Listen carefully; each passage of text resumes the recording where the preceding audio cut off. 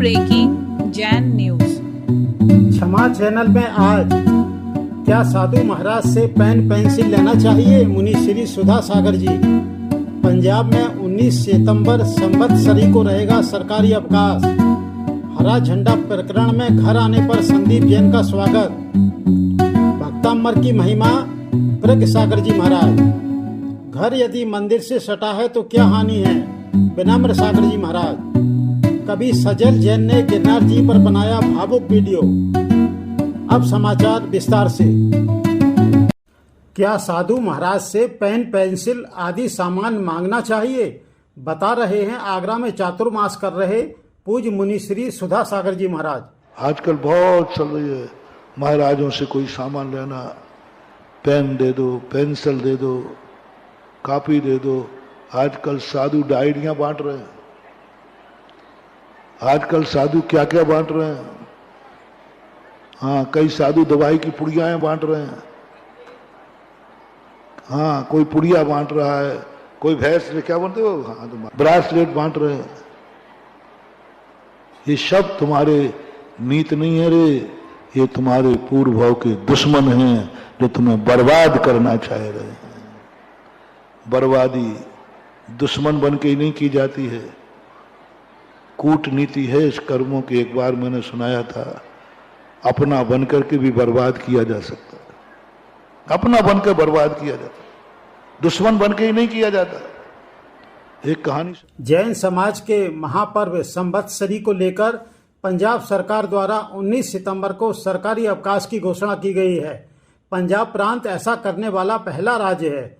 इस दिन प्रदेश के सभी स्कूल, कॉलेज और सरकारी संस्थान बंद रहेंगे। इस फैसले के लिए एस जैन सभा और जैन समाज ने भगवंत मान सरकार की प्रशंसा करते हुए प्रदेश के लोगों को इस दिन मांसाहार से बचने की अपील की है।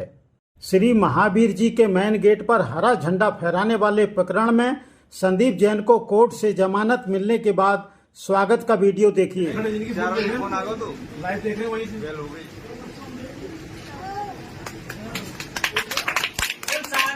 भगवान की जय, जैन धर्म की जय।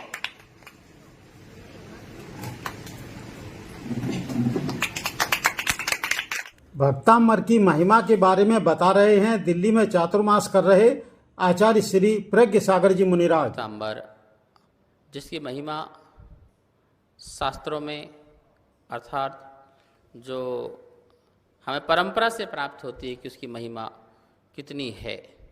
अन्य लोगों ने, कई लोगों ने इससे लाभ प्राप्त किया है।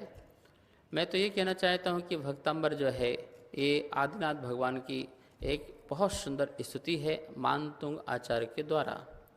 जो मूल चीज़ होती है और मूल को जो हम पढ़ते हैं तो हमें श्रद्धा उसमें ज़्यादा उत्पन्न होती है।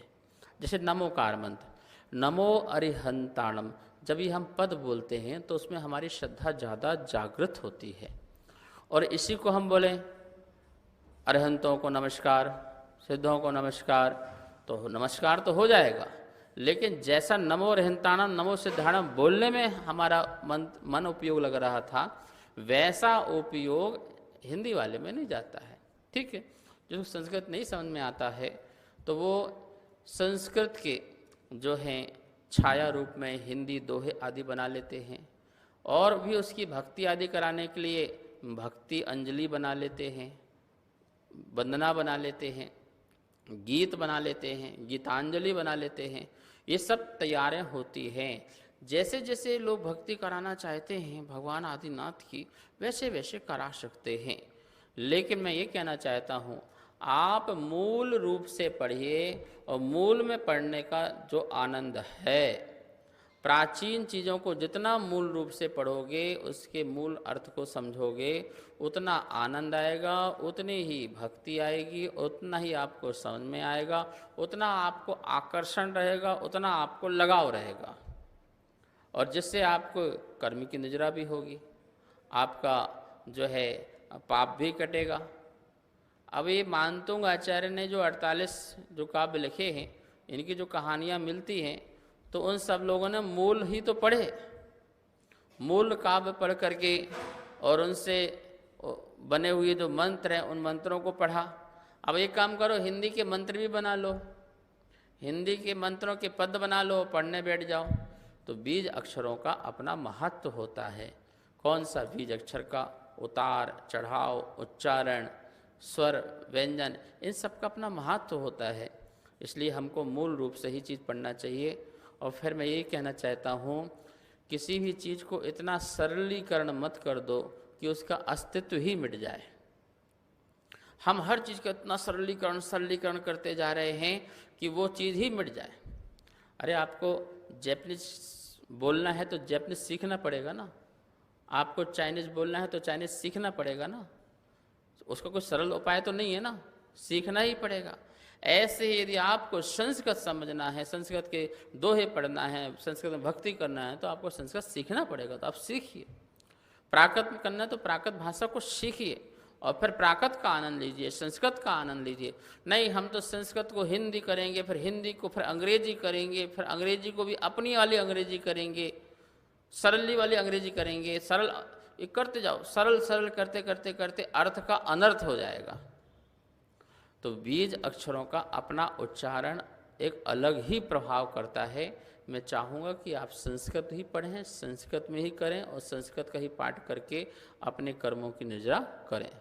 बंधाजी में चातुर्मास कर रहे पूज्य मुनि श्री विनम्र सागर जी महाराज ने बताया कि जिनके घर मंदिर से सटे हुए होते हैं उसमें क्या हानि है।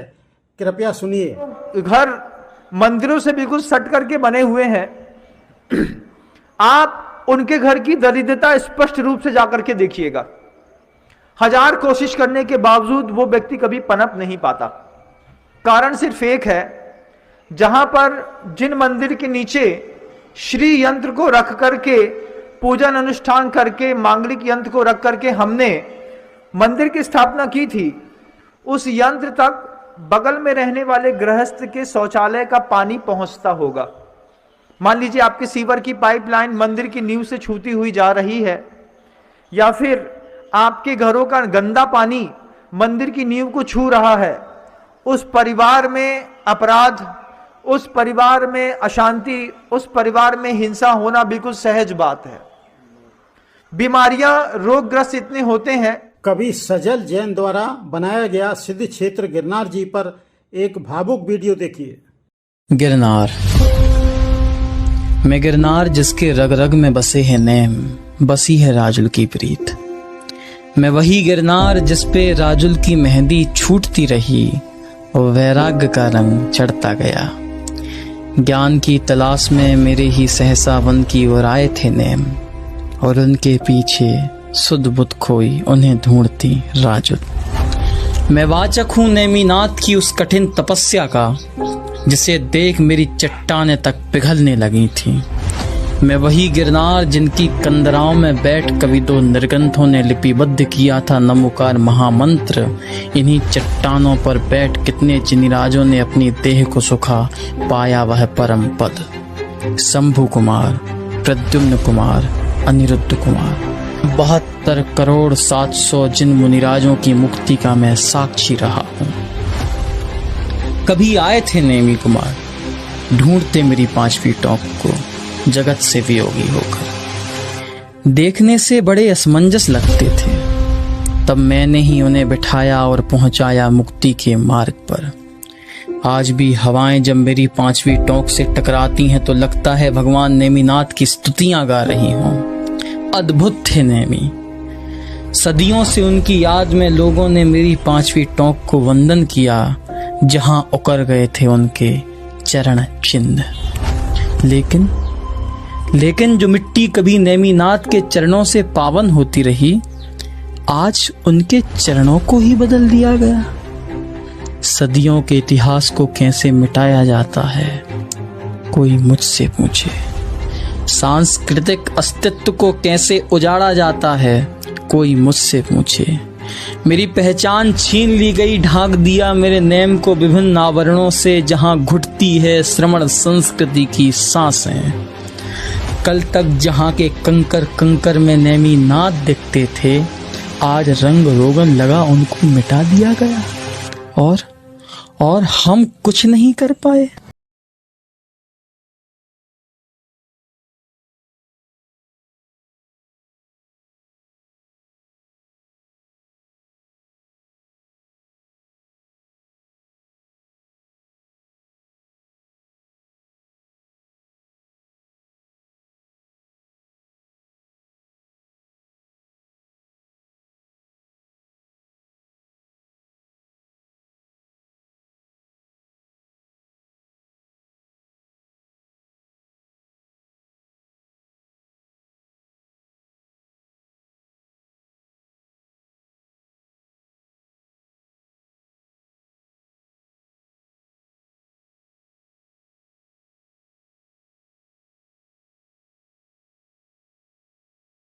बबली जैन, समाज चैनल, जय जिनेन्द्र।